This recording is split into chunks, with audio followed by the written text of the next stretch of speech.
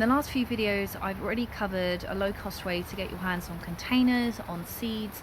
So the next thing that I'm going to need to cover is compost or soil to put in those pots so that you can then grow whatever plants that you want. Now, frankly, I would just suggest to buy a bag of compost because it's going to be a heck of a lot easier. One bag of compost is going to be enough to fill up all your containers for this year. And then what I'll do is throughout the year, I'll show how to make a really cheap wormery. And if you don't know what a wormery is, it's where you get these types of worms called red wigglers, which will eat double their body weight every single day. So they can turn your kitchen compost into the best quality soil you can get your hands on within an incredibly short amount of time.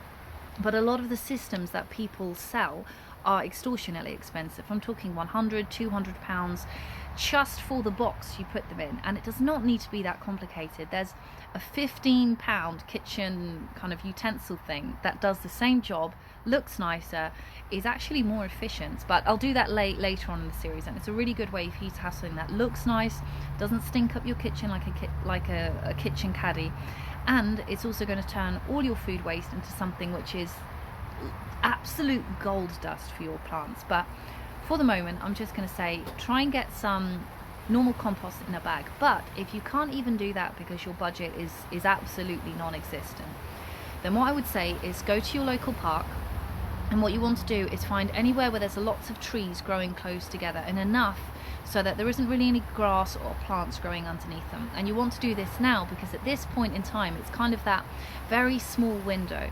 If you'd gone to the park before Christmas, before that cold snap, all the leaves that are falling on the ground are kind of fresh, but after a cold snap all those leaves start to shatter and break down. And what you want to do is try and get handfuls of the soil which is directly under the leaves, not the top ones because they're still breaking down, but underneath it you're going to find this kind of fluffy type material, and I'll try and show you what it should look like. And it should look like this. This is the stuff that's really broken down, and if you squeeze it together it will kind of hold together, but then as soon as you move it a bit it will crumble. You do not want to pick up anything that looks like this, and this is what my garden soil is like, and it's shockingly bad. It's dust. If it does that, if it looks like dust, feels like dust, has no consistency, if it's the kind of greyish brown, it's dead. That is, you might be able to get something to grow in it, but it's not going to be at the same level. So you want to go to the park and try and get that kind of soil.